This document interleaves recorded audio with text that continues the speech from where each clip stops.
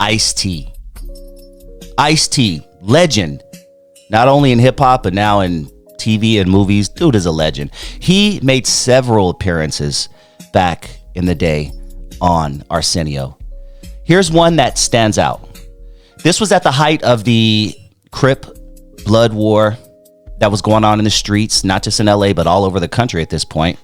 And Ice was a person who spoke for the streets. Let's check out this classic clip of Ice-T on Arsenio Hall. You spoke before Congress? Yeah, it was funny because after we did I did the soundtrack for Colors and stuff, and then all of a sudden I got a call from Congress, the Black Caucus, to come out there and talk to them about drugs and gangs. So they got all these politicians sitting on this big thing, and here I am sitting up there in a silk shirt and a Kango, you know, cooling like this. And they like, all right, everybody spoke, all these doctors and stuff, and they said, Ice-T, why are there gangs and drugs, you know? I said, all you fools sitting in here and gonna ask me, and you know exactly why there's gangs and drugs, because you don't care about it, you know what I'm saying? Ooh, Ice-T spitting knowledge. First of all, that is a dope Raider jacket he's rocking. Dog, I missed that authentic 90s look. Not this fake new 90s look they got going on, but the authentic 90s look, man. And Cube T spoke in front of Congress, and they asked him, how could we stop the drugs and gangs? Why are there drugs and gangs? And T is like, you fools know why there is, because you don't care. Let's continue with Ice-T on Arsenio Hall back in the day. And the gang situation in Los Angeles has been here 20 years. And then a lady got killed in Westwood, you know, a non-black, somebody out of the neighborhood, and all of a sudden there were 387 murders that year and 70,000 gang members. And I said, they didn't join that night. They didn't care until it started creeping into the suburbs and the white neighborhoods. Let's keep it 100. They didn't care, man. And Ice-T's breaking it down so nicely. You know what I'm saying?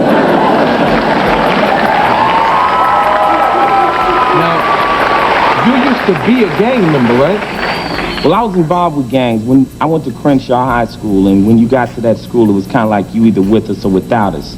And down in the neighborhood, I mean, everybody is affiliated with gangs. Even little girls walk down the street and somebody will say, well, what set lives here? And they say, well, this is the Crips and this is the Bloods. And they know what their mama tells them what color to wear. And it's something that as you grow up, you just learn. So everybody from my neighborhood or down in South Central Los Angeles is affiliated with gangs. I was never a hardcore member that was like, let's go out and kill people. But I used to roll with the sets, and I know what. That's so true. You know, it's kind of weird being in LA. You have some sort, even though you may not bang. I'm the same way. I don't bang, never wanted to bang. Well, there was one time where I was a little wannabe. I was a wannabe, like around 12, something like that. But even then, I knew I wasn't trying to join no gang. But I was a wannabe. But it's crazy how living in LA, you are affiliated somehow, with a gang. Whether you know the person, whether your dad's in a gang, your uncle, cousin, like somehow the neighborhood you live in, somehow. Ice-T's breaking it down. What makes them tick, you know what I'm saying? I was just lucky, you know.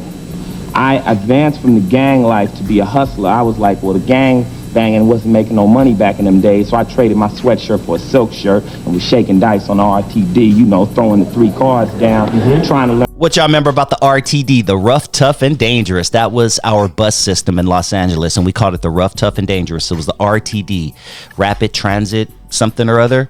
But, dude, that thing took you to every single hood. So that's when you learned as a kid, hey, don't wear red, don't wear blue, don't wear certain colors, because you'll start off in a neighborhood that may be all blue, but that RTD bus is taking you through every single hood in LA.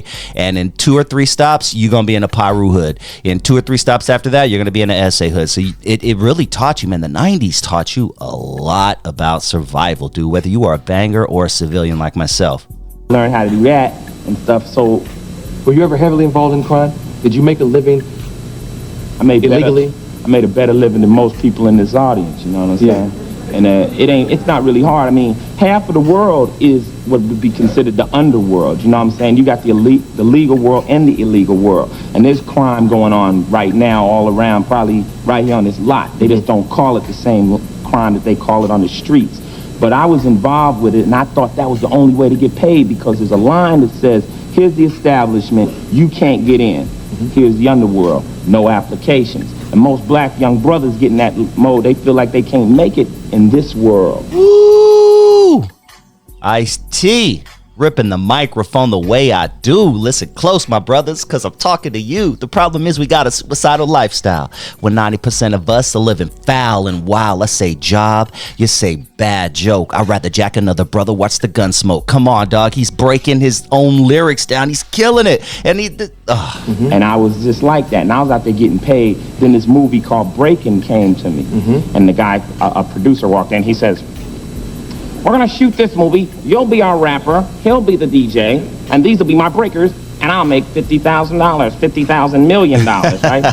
So I'm like looking at the man like, I ain't been in no movie, man. I'm about to go get paid, man. Is you crazy? Get up, get away from me, you know? And then my homeboys came at me and they were like, Ice, man, you need to cool out, man. You need to cool out, man. You need to go and get that money, man. White people like you, man. You know? Yeah, someone came and told me that same thing years ago.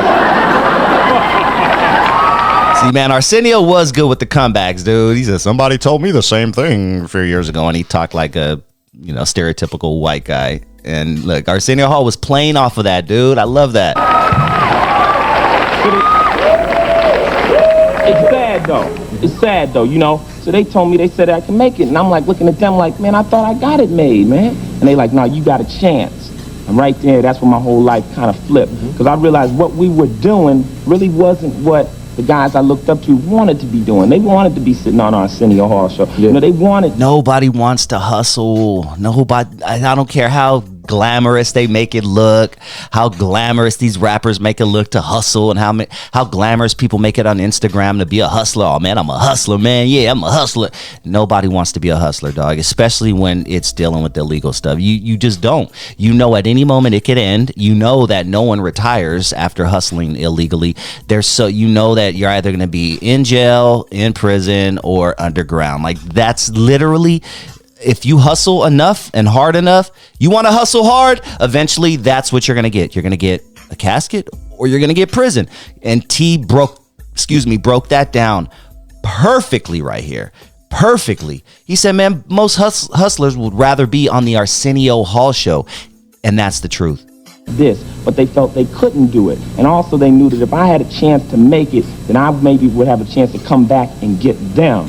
So now, like, I got my little production going, and I'm trying to get all my homeboys. You know, a lot of them are filtering in and out of the penitentiary system, and they coming back. A lot of them won't never be back on the streets, you know? But I'm trying to help them. So I got like a mission to, school people about that high roller life you think you want, but what really is at the end of that road, it's not really what you think. Okay, Ice-T, tell me that wasn't a classic interview. Tell me...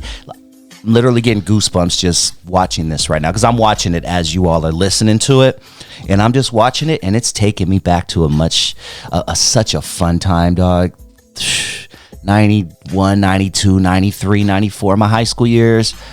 Looking back, it was a great time. I'm not going to say it's the time of my life because I'm having the time of my life now, almost 50. I'm going to be in Europe in 3 months. I'm going to be in Yosemite a month after that. Like, I'm living my best life right now. But I'm telling you guys, there's something about the 90s and shit. You weren't paying bills and, you know what I'm saying? You was banging chicks. I mean, it was a good time for me. I'm sorry if anyone out there didn't have a good high school experience, but I had a great high school experience.